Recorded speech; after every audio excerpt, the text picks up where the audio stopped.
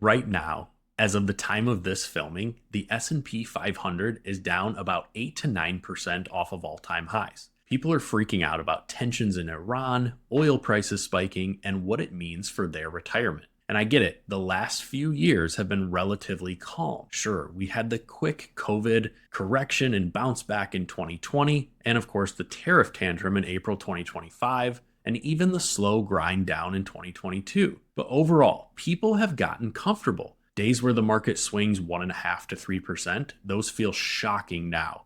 But here's the reality. The S&P 500 averages about 65 days per year with moves greater than 1%. In 2024, we only saw 50 of those days, and in 2025, just 55 days. We've basically been lulled into a false sense of calm, and now volatility is back, and most people aren't prepared for it. I'm Doug Osterhart, a certified financial planner and founder of LifePoint Planning. And after working with hundreds of families over the past 13 years, one pattern shows up again and again. When volatility returns, the investors who panic aren't the ones with bad portfolios. They're the ones who never prepared psychologically or mathematically for what normal market behavior actually looks like. Today, I'm going to show you exactly how to prepare for volatility on both fronts so you can stay confident no matter what the market throws at you. Let's start with the hard truth. Every market downturn feels uniquely terrible when you're living through it. Right now, we're dealing with geopolitical tensions in Iran that have sent crude oil prices soaring. People are questioning whether their retirement plans can survive. But think back. How did you feel in April 2025 during the tariff tantrum, or during COVID in March 2020, or even during the 2008 financial crisis? Each time, it likely felt like the end of the world, didn't it? Here's what the data shows. A study of 101 global stock markets from 1692 through 2015 identified 1,000 plus events where markets declined more than 50% over a 12-month period. And these extreme declines were typically followed by positive returns. Every single one of those crashes was accompanied by scary narratives that made people believe, oh, this time is different. Markets recovered. Recency bias is the silent killer of retirement portfolios. We define recency bias as placing too much emphasis on experiences that are freshest in your memory, even when they're not the most relevant or reliable. After years of low volatility, we expect calm markets to continue. When volatility returns, it shocks our system, and we make emotional decisions that damage long-term outcomes. Here's something that might surprise you. Research shows that retirees over 65 will abandon their investment strategy when portfolios drop just 9%, while younger investors can tolerate losses up to 25%. Why is this? Because the psychological impact of losses in retirement is fundamentally different than during your working years. When you're 35 and your portfolio drops 20%, you have time on your side. You're still contributing to your 401k, buying shares on sale. But when you're 68 and taking withdrawals to fund your lifestyle, that same 20% drop feels catastrophic. You're watching your nest egg shrink while simultaneously selling shares to pay bills, the dreaded sequence of returns risk. So what can you do about it? First, think back to past downturns. How did you actually feel during COVID?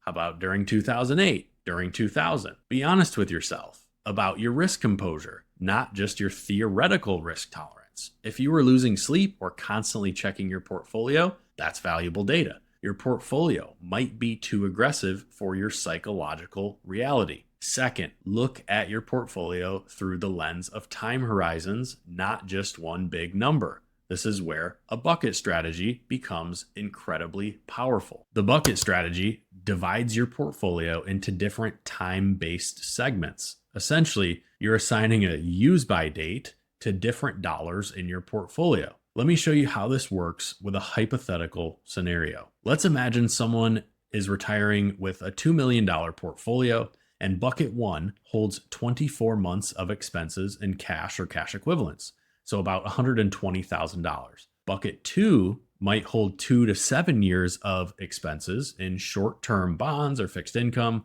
buffer ETFs, or something similar, which would equate to roughly $300,000. Bucket number three would hold the remaining about $1.5 million in growth investments for needs beyond 7 years. Here's why this matters during volatility. When the market drops 20%, bucket 3 might fall to 1.2 million. A drop of more than $300,000. And that's painful to see, don't get me wrong, but here's the key insight. You don't have to touch bucket number 3 for at least 7 years. Buckets 1 and 2, which hold up to 7 years of expenses, are likely positive or flat during that same period because they're in cash or short-term bonds. This isn't just theory. Recent research shows that retirees who use bucket strategies maintain discipline during downturns because they can focus on the stability of their near-term funds rather than the volatility of their growth assets. You're not looking at one scary number, you're seeing clearly that your spending needs are protected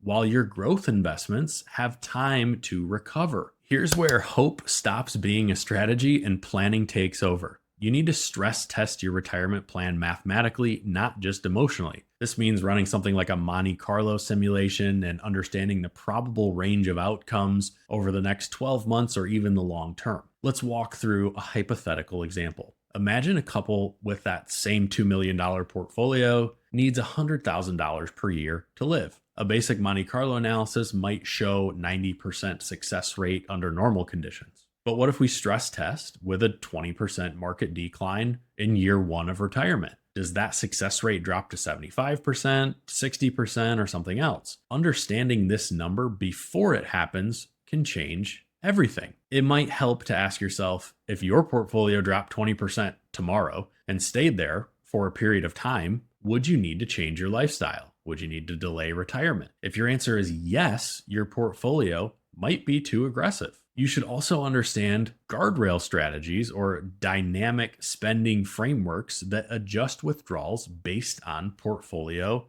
performance. Think of it like this. If your portfolio rises, let's say 15% above your baseline amount, you have the ability to increase withdrawals and live a little bit more comfortably. If it drops 15% below, it might be time to tighten the belt temporarily and reduce discretionary spending. This approach, while less comfortable than rigid spending, dramatically improves portfolio longevity. Let me give you 5 specific action steps to implement today. First, document how many years of essential expenses you have in non-equity investments. Think cash, bonds, buffer ETFs, structured notes, etc. If you have fewer than 3 to 5 years covered, you may be taking more risk than you realize. Second, review your portfolio and look at how many dollars are in each specific bucket: cash, bonds or CDs, stocks. Does it still align with your time horizon and risk composure? Remember, participants and investors over 50 are twice as likely to abandon their strategy than young investors when volatility hits. Third, run a simple stress test. Take your current portfolio value, subtract 20%. Would you still be okay? Would you need to make changes? This exercise reveals whether you're taking appropriate risk relative to your tolerance and capacity for it. Fourth, establish a rebalancing discipline. When volatility hits and stocks fall, develop a strategy that requires you to do the uncomfortable thing. Rebalance from bonds back into stocks to maintain your target allocation. It definitely won't feel good, but this is part of sticking to your plan. This systematic approach removes emotion from the equation. Fifth, turn off the noise. The 24/7 financial news cycle amplifies recency bias. Markets have always been volatile. The S&P 500 experiences intra-year drawdowns of 5% or worse in more than 90% of years. This is normal. What's abnormal is letting short-term volatility derail a long-term plan.